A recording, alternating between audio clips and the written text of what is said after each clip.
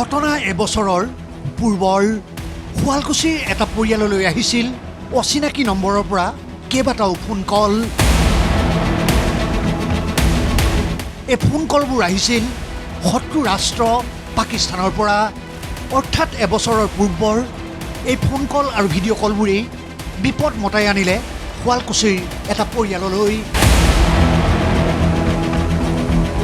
শুকুৰবাৰে পুৱতি নিশা শুৱালকুছিৰ বসন্তপুৰৰ এই ঘৰটোত চলিল ৰাষ্ট্ৰীয় তদন্তকাৰী সংস্থা অৰ্থাৎ NIAৰ অভিযান। পেছাত কাঠমিস্ত্ৰী নীৰেণ কলিতাৰ ঘৰত চলিল তদন্তকাৰী সংস্থাটোৰ এই আকস্মিক অভিযান। কালি ৰাতি তাৰমানে 3:30 বজাত আহি গোটেই ঘেৰৰ ওপৰত ধৰছে। পুলিচ আহিছে, CRPC আহি অফিচৰ মানুহ আহিছে, বহুত আহি পেলাই দৰ্জা খুব বন্ধ আছে আমাৰ, পাৰ হৈ পেলাই আহিছে। আহি পেলাই গোটেই সিয়াক মাতিছে ল'ৰাটোক যেতিয়া মাতিছে আমাৰ মই এতিয়া শুই আছোঁ। থকাৰ পিছত কৈছে কি এই মানুহ আহিছে কোনোবা উঠচোন। উঠাওঁতে দেখা পাওঁ হয় পুলিচগিলা গোটেই সেইগিলাক গোটেই হেৰি কৰি ধৰি আছে।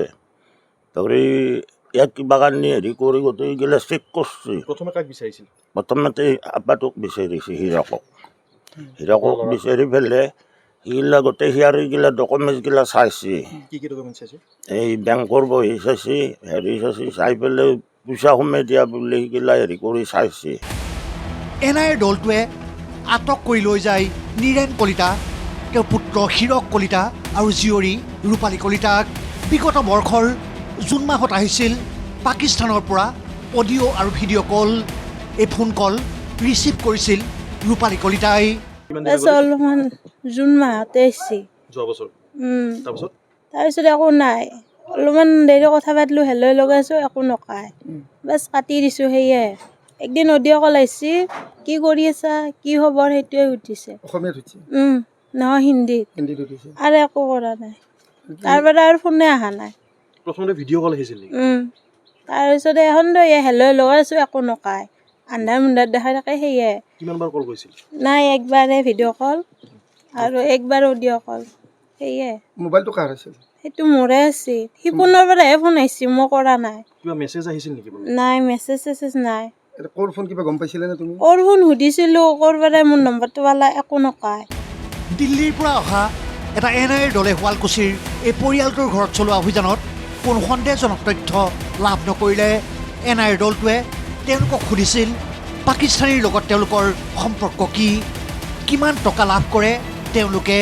আমি ৰাতি শুই আছিলোঁ, শুই থাকোঁতে ৰাতি প্ৰায় 3:30 বজাত মানুহ আহিছিলে, দিল্লী পুলিচ বুলি কৈছিলে। আহি কিনে আমাৰ ঘৰত সোমাই কিনে আমাৰ ঘৰ দুৱাৰবিলাক চাই কিনে কৈছে কি মোবাইলটো দিয়া। মোবাইলটো ল'লে, মোবাইলটো লৈ উঠি কিনে ক'লে কি তহঁতৰ পাকিস্তানীৰ লগত কি কথা আছে, কি বাৰ্তা আছে, কিয় ফোন কৰে তহঁতক, কিয় কথা পাতা, ৰাতি হ'লে তহঁতে কথা পাতা। আমিতো কথা পতা নাযায় পাকিস্তানৰ নম্বৰৰ পৰা।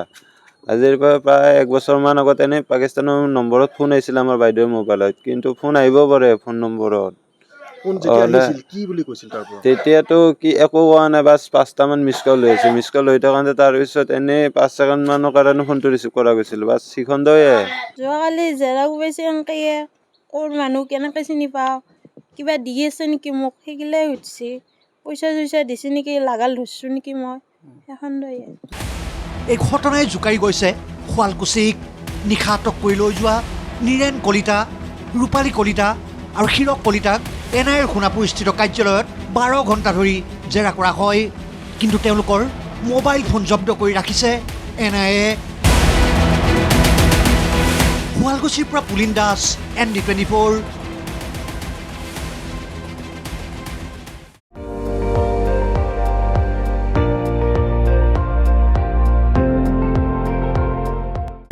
আপুনি চাই আছে ND24, সৰ্বশ্ৰেষ্ঠ নহয়, সৰ্বোত্তমৰ দৌৰত।